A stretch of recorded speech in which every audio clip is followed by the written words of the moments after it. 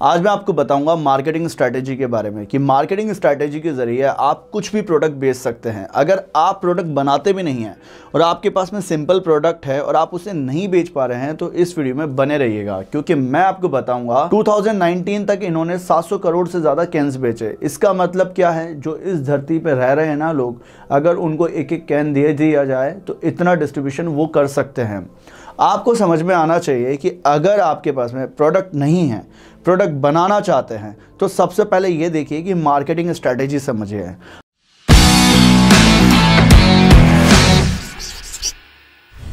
आज के टाइम पे रेड बुल क्या करता है, अपना प्रोडक्ट आउटसोर्स कर रखा है इसने बनाने का काम।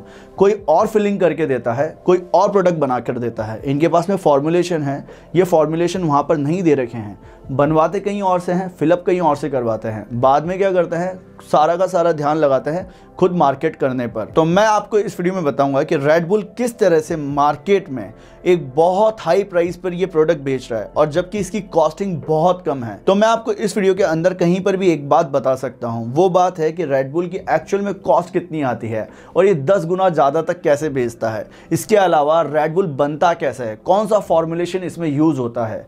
तो सबसे पहले ये समझिए कि रेड बुल कैसे कस्टमर सेगमेंटेशन को देखते हुए अपना डेमोग्राफिक तैयार कर रहा है, कस्टमर प्रोफाइल को। देखिए, आज के टाइम पे जो रेड बुल टारगेट कर रहा है वो टारगेट कर रहा है यूथ को, और इसकी हमेशा से स्ट्रैटेजी रही है कि अगर यूथ हमारे पास में आ जाता है तो हम ज़्यादा से ज़्यादा कैंस बेच पाएंगे। इसके फाउंडर और को-फाउंडर जानते थे कि इस तरह के ड्रिंक्स को हम प्रमोट कर सकते हैं कहीं पर भी।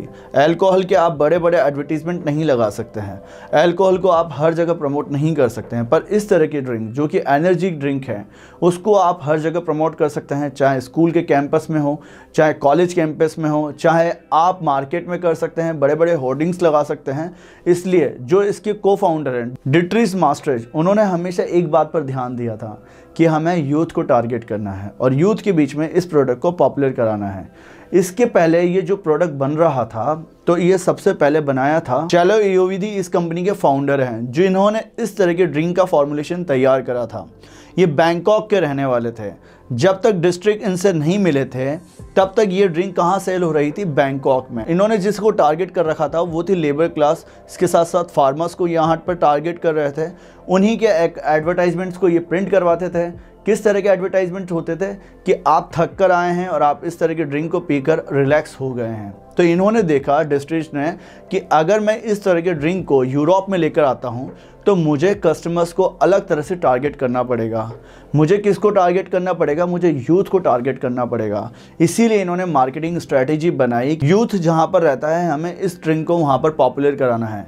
ये जब ऑस्ट्रिया में इस तरह के आइडिया को लेकर गए और 50 मिलियन लगा दिए इस आइडिया में, उसके बाद वहाँ पर इन्हें फंडिंग नहीं मिली। ऑस्ट्रिया में धीरे धीरे ड्रिंक वायरल हो रही थी, पर इन्होंने और ज़्यादा मार्केट से पैसा रेज करा और अपने इस बिज़नेस पे लगा दिया। इसके बाद में ये ड्रिंक पॉपुलर होते ही जर्मनी में इसको बैन कर दिया गया, पर जर्मनी की यूथ के बीच में ये ड्रिंक काफ़ी पॉपुलर हो गई थी और वो जर्मनी की बॉर्डर क्रॉस करके ऑस्ट्रिया में इस तरह के ड्रिंक को पीने आते थे।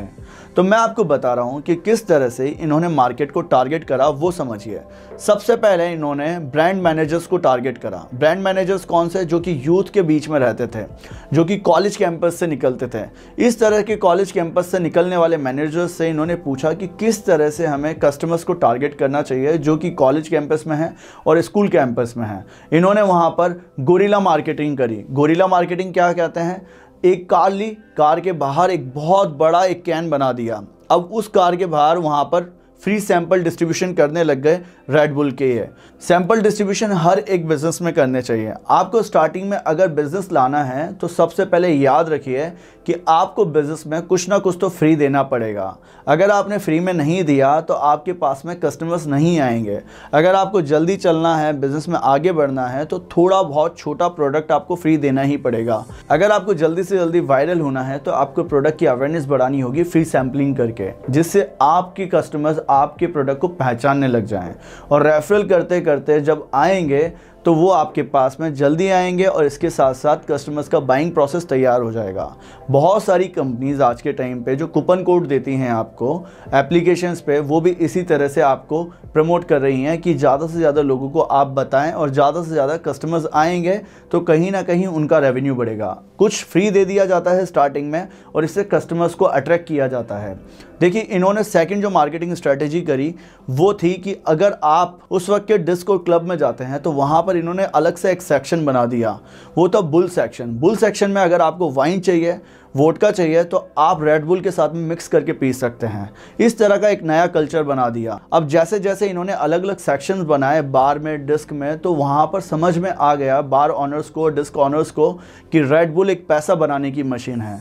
तो उन्होंने खुद से ही इस तरह की ड्रिंक्स को प्रमोट करने लग गए यूथ के बीच में। इसके बाद में इस तरह की ड्रिंक्स को पॉपुलर कराने के लिए इन्होंने स्पोर्ट्स का सहारा लिया। आज के टाइम पे 5 से ज़्यादा फुटबॉल लीग के ऑनरशिप इनके पास में है। इसके साथ साथ फार्मूला 1 रेस की एक टीम की ऑनरशिप भी इनके पास में है और बहुत सी ऐसी छोटी छोटी लीग जो होती हैं अलग अलग गेम्स की, ये करवाते रहते हैं। इन्होंने ये देखा कि यूथ को सबसे ज़्यादा एडवेंचर पसंद है, तो वहाँ पर ही टारगेट करो जहाँ पर यूथ देखता है इस तरह की टीवी चैनल्स पर वो वीडियोस और वो प्रोग्राम जो यूथ देख रहा है। तो इन्होंने एडवेंचर प्रोग्राम्स को स्पॉन्सर्स करने का एक सबसे आसान तरीका देखा, कार रेसिंग की लीग्स कराने लग गए। इससे कस्टमर्स के माइंड में बहुत अच्छी इमेज बनती गई कि रेड बुल पीने से कहीं ना कहीं एनर्जी आती है। इसके अलावा इन्होंने एक सबसे बड़ी मार्केटिंग स्ट्रेटेजी अपनाई थी आज से 3 साल पहले। इन्होंने स्पेस से एक छलांग वाला इवेंट अपना ऑर्गेनाइज करा था। उस इवेंट को कराने के लिए रेड बुल के एटलीस्ट $50 मिलियन खर्च हुए, पर उस एक इवेंट से रेड बुल को जो अर्निंग हुई वो माना जाता है $6 बिलियन की अर्निंग करी रेड बुल ने उस एडवर्टीजमेंट से। करोड़ों लोगों ने उस तरह के एडवर्टीजमेंट को यूट्यूब पर देखा। साथ ही साथ उन्होंने एक प्रमोट करा अपने बिजनेस को कि रेड बुल स्पेस तक पहुंच गया है। तो आपको पता चल रहा होगा कि किस तरह से अगर आपको पता चल जाए कि आपका कस्टमर कौन है, तो आप अपने कस्टमर्स को अपने वीडियोस दिखाने के लिए, अपने प्रोडक्ट के बारे में बताने के लिए, अपने एडवर्टाइजमेंट दिखाने के लिए आप नए नए चैनल्स पर जा सकते हैं। नए नए चैनल्स कौन से? आप ऑफलाइन मार्केटिंग कर सकते हैं, आप ऑनलाइन मार्केटिंग कर सकते हैं। आपको करना क्या है? आपको कस्टमर का सेगमेंटेशन करना है, उनका डेमोग्राफिक बनाना है, उनका जियोग्राफिक बनाना है, साथ ही उनका साइकोग्राफिक भी बनाना है कि किस तरह से वो सोचते हैं, क्या उनका इनकम स्टेटमेंट है। जब आपको ये सारी बातें पता चल जाएंगी तो आप अपने कस्टमर्स को हर जगह से ढूंढ लेंगे। आपके लिए मार्केट में कस्टमर कम नहीं पड़ेंगे। आपको क्या करना है? सिंपल सा ये सारी चीज़ें फॉलो कर दी हैं, कस्टमर को अट्रैक्ट कराना है अपने प्रोडक्ट के लिए। देखिए, अब आपको मैं इस वीडियो के मेन पार्ट के बारे में बताने वाला हूँ कि रेड बुल का एक्चुअल में जो कॉस्ट आता है वो कितने का आता है। इसका जो प्रोडक्शन कॉस्ट माना गया है वो 7 से 8 रुपये के बीच में माना गया है, पर इसका जो सेलिंग प्राइस होता है ये आखिर कस्टमर को मिलता कितने में है, वो है 120 रुपीज़ के आसपास इसका सेलिंग प्राइस होता है। देखिए, ये आखिर इतना महंगा क्यों बेच रहे हैं वो समझिए। आज से कुछ टाइम पहले जब रेड बुल ने देखा कि कोका कोला और पेप्सी मार्केट में सॉफ्ट ड्रिंक बेच रहे हैं और इस तरह के कस्टमर्स को टारगेट करना चाहते हैं, तो क्या इतने सस्ते में प्रोडक्ट निकाल दें।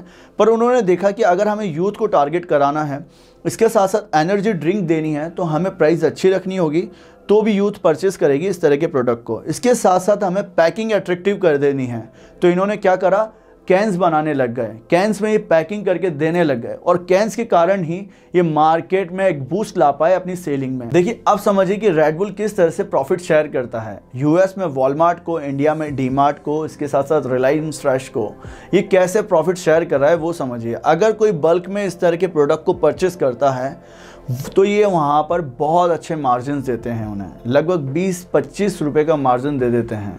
तो यहाँ पर क्या है कि हर कोई अगर इतना मार्जिन कमाएगा तो वो उनके प्रोडक्ट्स को परचेस तो करेगा ही ना, क्योंकि डिमांड आ रही है कस्टमर की। तो ये इस तरह के यहाँ पर इंडिया में भी जो बड़ी बड़ी कंपनीज़ हैं उनके यहाँ पर बहुत अच्छे मार्जिन्स में अपने प्रोडक्ट को प्रोवाइड करा रहे हैं और सारा पैसा किन से लेते हैं? आप लोगों से, इसका मतलब कंज्यूमर्स से। तो यहाँ पर इन्होंने अलग पोजीशनिंग करी है अपने प्रोडक्ट की और एक नई मार्केट क्रिएट करी है और वो मार्केट थी यूथ की, और उस मार्केट में अपने प्रोडक्ट को पॉपुलर कराया है। तो अब बात करते हैं कि आखिर ये बनता कैसे है। इसमें एक्स्ट्रा कैफीन डालकर इस तरह के प्रोडक्ट को बनाया जाता है। इसके साथ साथ इसमें विटामिन डाले जाते हैं, जिससे कोई भी अगर इस तरह के प्रोडक्ट को पीता है तो थोड़ी देर में ही उसके अंदर एनर्जी फ्लो होने लग जाती है, उसके डोपामिन रिलीज हो जाते हैं। इसके साथ साथ वो चार्ज हो जाता है। तो वो बार बार ट्रिगर करता है उसका माइंड इस तरह के प्रोडक्ट को पीने के लिए। तो यहाँ पर आप समझ लीजिए कि अगर आपको बिजनेस के हिसाब से समझना है तो रेड बुल बहुत अच्छी स्ट्रेटेजी है मार्केटिंग की, जो कि आपको ये समझाती है कि यहाँ पर इन्होंने ना तो प्रोडक्ट की क्वांटिटी बनाई है अलग अलग प्राइस सेगमेंट के हिसाब से, ना वेरिएशंस बनाए हैं। सिंपल सा एक प्रोडक्ट है और उसी प्रोडक्ट को ये मार्केट करते जा रहे हैं और मार्केट में कस्टमर्स इतने मिल रहे हैं इनको कि ये हर साल करोड़ों करोड़ों ड्रिंक बना रहे हैं पूरे दुनिया के लिए। तो आपको मैंने समझाया कि अगर आपके पास में प्रोडक्ट है और आप प्रोडक्ट की मार्केटिंग नहीं कर पाते हैं तो इसमें आपका फॉल्ट है। अगर आपने प्रोडक्ट अच्छा बना लिया है उसे मार्केट कर दीजिए, और मार्केट जब आप करेंगे तो आपको कस्टमर्स भी मिलेंगे। आपको ये वीडियो अगर अच्छा लगा है तो इस वीडियो को लाइक कर दीजिएगा, साथ ही साथ सब्सक्राइब करके बेल आइकन को दबा दीजिएगा ताकि सारी वीडियो की नोटिफिकेशन आपको मिल पाए। तो मिलते हैं दोस्तों नेक्स्ट वीडियो में, तब तक के लिए बने रहिएगा हमारे साथ।